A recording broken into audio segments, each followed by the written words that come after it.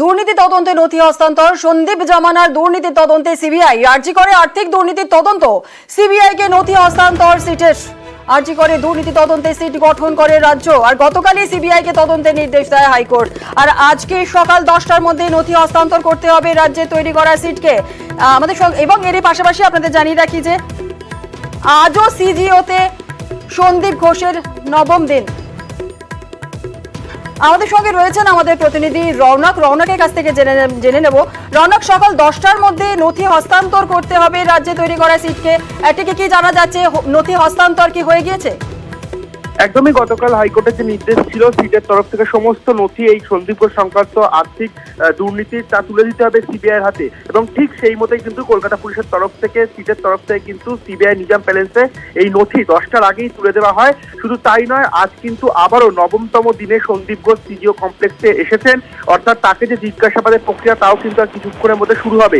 গতকাল যেমনটা মহামান্য আদালত নির্দেশ দিয়েছিল সিটকে যে সমস্ত তদন্তভার এবং সন্দীপ ঘোষের আর্থিক দুর্নীতি সংক্রান্ত যে সমস্ত নথি সব কিন্তু সিবিআই হাতে তুলে দিতে হবে, এবং সিবিআই পুরোপুরি ভাবে কিন্তু এই তদন্তভার নিজেদের উপর নেবে। সেই মতোই সিটের তরফ থেকে কিন্তু আর সকালেই নিজাম প্যালেসে প্রত্যেকটি নথি তুলে দেওয়া হয়েছে, এবং পুরোপুরি সিবিআই কিন্তু তদন্তভার নিয়ে নিয়েছে নিজেদের তরফে। এবং অন্যদিকে সিজিও কমপ্লেক্সে সন্দীপ ঘোষ ইতিমধ্যে প্রবেশ করেছে, এবং আর কিছুক্ষণের মধ্যেই কিন্তু আজ এই নিয়ে নবমতম দিন তাকে জিজ্ঞাসাবাদ শুরু হবে। বেশ, ধন্যবাদ রৌনক।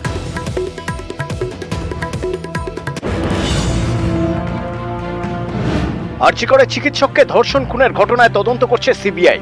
এবার আরজি করের প্রাক্তন অধ্যক্ষ সন্দীপ ঘোষের বিরুদ্ধে ওঠা আর্থিক দুর্নীতির অভিযোগেরও তদন্ত করবে সিবিআই।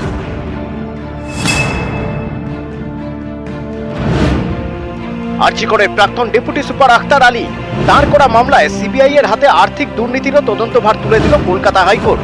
এই তদন্ত করছিল রাজ্যের তৈরি করা সিট। শুক্রবার সিঙ্গেল বেঞ্চ নির্দেশ দেয় শনিবার সকাল 10টার মধ্যে সিবিআই এর হাতে নথি তুলে দেবে সিট। 3 সপ্তাহের মধ্যে স্ট্যাটাস রিপোর্ট দিতে হবে সিবিআই কে। একটা কলেজে আমি অনেক বছর কাজ করেছি, ওই কলেজ আমার মায়ের মতন ছিল। আপনার মাকে যদি কেউ শর্মসার করে, কেউ দাগ লাগায়, তাকে আপনি ছাড়বেন? ছাড়বো না। আর এই ডক্টর সন্দীপ ঘোষের মতন যত লোক আছে সবাইকে এক্সপোজ করে শাস্তি দেওয়া উচিত। আরজি করের ঘটনায় প্রথম থেকেই নানা অভিযোগে বিদ্ধ সন্দীপ ঘোষ। অভিযোগের পাহাড়ে সন্দীপ ঘোষ। গত সোমবার ফের সন্দীপের নামে দুর্নীতির অভিযোগ দায়ের হয়। অভিযোগ করেন স্বাস্থ্য দপ্তরের ভিজিলেন্স অফিসার দেবল কুমার ঘোষ। এই অভিযোগের প্রেক্ষিতে সন্দীপ ঘোষের বিরুদ্ধে এফআইআর করে টালা থানার পুলিশ। দুর্নীতির তদন্তে সিটও তৈরি করে দেয় রাজ্য সরকার। 4 সদস্যের সিট কাজও শুরু করে দেয়। এরই মাঝে হাইকোর্টের দ্বারস্থ হন আরজি করের প্রাক্তন ডেপুটি সুপার। সেই মামলায় এদিন সন্দীপ জামানায় ওঠা আর্থিক দুর্নীতির অভিযোগের তদন্ত সিবিআই কে দেয় হাইকোর্টের সিঙ্গেল বেঞ্চ। বিচারপতি রাজস্বী ভরদ্বাজ বলেন, একই ঘটনায় সমান্তরাল তদন্ত চলতে পারে না। মামলাতে চাইলেন ইডি মূলত যারা আর্থিক অপরাধ তদন্ত করে, কিন্তু এক্ষেত্রে আপনারা পেলেন সিবিআই।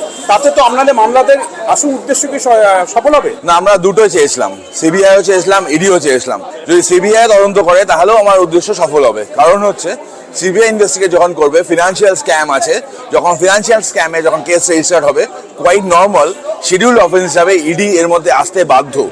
ইডি আসবে। সিঙ্গেল বেঞ্চের সিবিআই নির্দেশের পরেই জরুরি ভিত্তিতে শুনানির আর্জি নিয়ে ডিভিশন বেঞ্চে যান সন্দীপ ঘোষের আইনজীবী, কিন্তু সেখান থেকেও খালি হাতে ফিরতে হয় সন্দীপ ঘোষকে। সিঙ্গেল বেঞ্চেই আবেদন করার পরামর্শ দেয় বিচারপতি হরিশ টন্ডনের ডিভিশন বেঞ্চ। নিউজ 18 বাংলা। নানা অভিযোগ, নানা দোষ নিশানায় সন্দীপ ঘোষ। আরজি করে প্রাক্তন অধ্যক্ষ সন্দীপ ঘোষের আরো কীর্তি প্রকাশ্যে। সন্দীপ ঘোষ আরজি করের প্রাক্তন অধ্যক্ষ, যার বিরুদ্ধে অভিযোগের পাহাড়। সন্দীপ জামানার আরো কীর্তি এবার প্রকাশ্যে। অভিযোগ, 2022 সালের জুলাই মাসে আরজি কর হাসপাতালে স্যালাইনের সংকট দেখা দেয়। এতে চরম নাজেহাল হতে হয় রোগীদের। কিন্তু কেন এই পরিস্থিতি? অভিযোগ, স্যালাইন সরবরাহকারী সংস্থার প্রাপ্য টাকা দীর্ঘদিন দেওয়া হয়নি, তাই আরজি কর হাসপাতালে স্যালাইন সরবরাহ বন্ধ করে দেয় সংস্থাটি। কিন্তু আরজি করের তৎকালীন অধ্যক্ষ সন্দীপ ঘোষ এই দাবি মানতে চাননি। শেষমেশ নাকি সাগর দত্ত মেডিকেল এবং কলকাতা মেডিকেল থেকে স্যালাইন এনে পরিস্থিতি সামলানো হয়। পরে জানা যায় সন্দীপ ঘোষ ওই স্যালাইন সরবরাহকারী সংস্থার কাছ থেকে তিনি কমিশন চেয়েছিলেন, কাটমানি চেয়েছিলেন, এমনটাই অভিযোগ।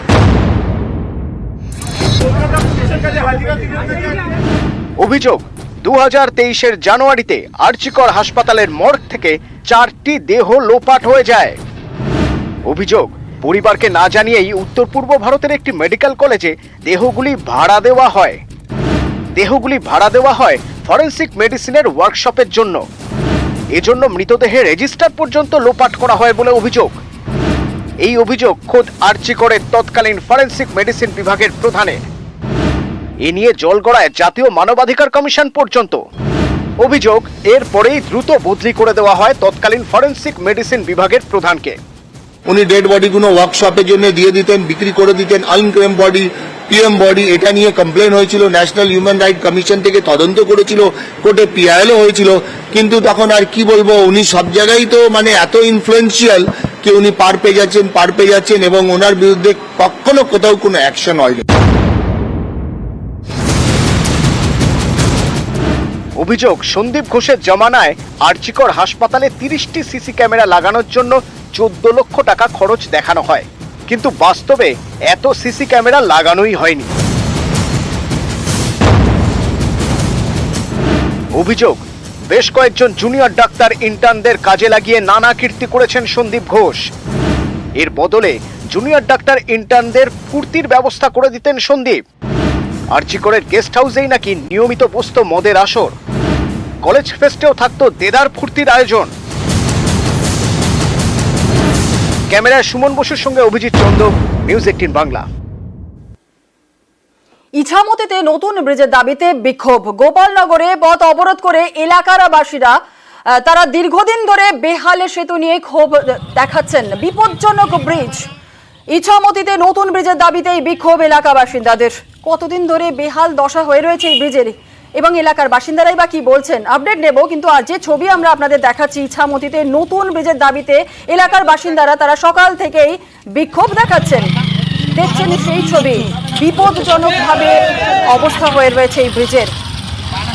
আর এই নিয়েই বিক্ষোভ দেখাতে শুরু করেন না যে সকাল থেকে এলাকার বাসিন্দারা। অনিরুদ্ধ কীর্তনী আমাদের প্রতিনিধি, সরাসরি চলে যাবো অনিরুদ্ধর কাছে। অনিরুদ্ধ, যে ছবি আমরা দেখলাম সকাল থেকে গ্রামবাসী এলাকার বাসিন্দারা যারা রয়েছেন তারা অবরোধ করছেন, কতদিন ধরে এই সমস্যার মধ্যে রয়েছেন তারা? বিপজ্জনক ব্রিজ যে ছিল এটা কি ঘোষণা করা হয়েছিল আগে থেকে?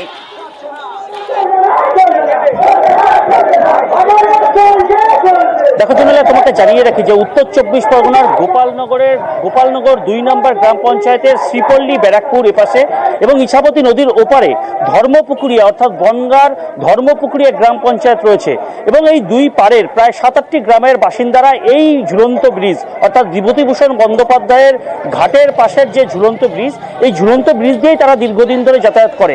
20 বছর প্রায় এই ব্রিজটির বয়স।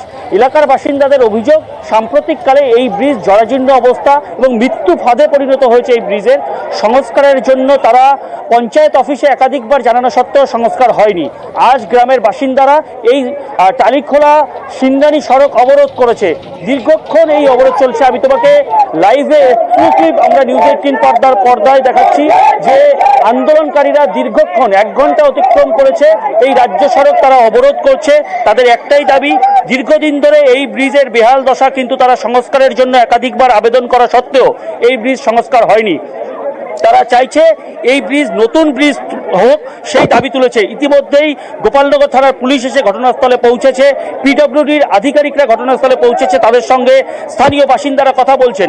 পিডব্লিউডির আধিকারিকরা কিন্তু সাধারণ মানুষের কাছে ইতিমধ্যেই আবেদন করেছেন। পুলিশের তরফ থেকে আবেদন করা হয়েছে যে আপনারা এই ব্রিজকে সংস্কার করতে দিন, আগামীতে আপনাদের যে দাবি আছে অর্থাৎ নতুন ব্রিজের দাবি আছে সেটা ঊর্ধ্বতন কর্তৃপক্ষকে জানানো হবে। কিন্তু এখনো আন্দোলনকারীরা এর আগে ঘোষণা করাই হয়েছিল, কিন্তু সংস্কার কেন এত দেরিতে হলো?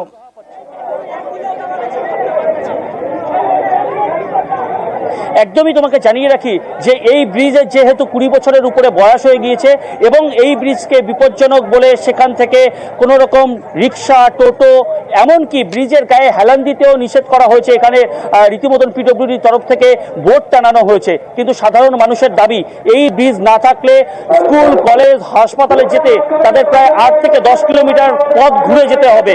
যদি এই ব্রিজ সংস্কার করা হয় বা এখানে অন্য কোনো ব্রিজ তৈরি করে দেওয়া হয় তাহলে তাদের এই ভোগান্তিতে পড়তে হবে না, সেই দাবি তারা পঞ্চায়েতের কাছে রেখেছিল এবং আগে যে সমস্ত ঊর্ধ্বতন কর্তৃপক্ষ এখানে এসেছিল তাদের কাছে রেখেছিল। দীর্ঘক্ষণ ধরে তাদের এই অবরোধ চলছে। তারা এখনো তাদের অবস্থানে অনড় যে এই ব্রিজ যতক্ষণ না পর্যন্ত নতুন ব্রিজের দাবি তারা মানছেন, অর্থাৎ পিডব্লিউডির তরফ থেকে তাদের কাছে কোনো রকম আশ্বাস দেওয়া হচ্ছে, ততক্ষণ তাদের এই অবরোধ চলবে। জুনেলা, তোমাকে আবারও জানিয়ে রাখি যে 1 ঘন্টা অতিক্রম করেছে, গোপালনগর থানার পুলিশ এসছে, একাধিকবার এই অবরোধ তুলবার চেষ্টা করেছে, পিডব্লিউডির আধিকারিকরা এসছে, কিন্তু কোনো রকম অবরোধ ওঠানোর দাবি তারা এখনো অনড়। যে তারা বলছেন যতক্ষণ না পর্যন্ত তাদের দাবি মানা হবে ততক্ষণ এই অবরোধ চলবে। জুনেলা, একেবারে অনুরোধ আরেকটুখানি তোমার সামনাসামনি অনেক এলাকার বাসিন্দারা যারা রয়েছেন, যারা একেবারে সেই ছবি আমরা দেখলাম। ইছামতিতে নতুন ব্রিজের দাবিতে বিক্ষোভ, গোপালনগরে পথ অবরোধ করেছেন এলাকা বাসিন্দারা। সকাল থেকে দীর্ঘদিন ধরে বেহাল সেতু নিয়ে তারা ক্ষোভ উগড়ে দিয়েছেন। বিপজ্জনক ব্রিজ ঘোষণা হলেও সংস্কার সংস্কার হচ্ছে না, সমস্যায় রয়েছেন এলাকার প্রায় 10,000 মানুষ।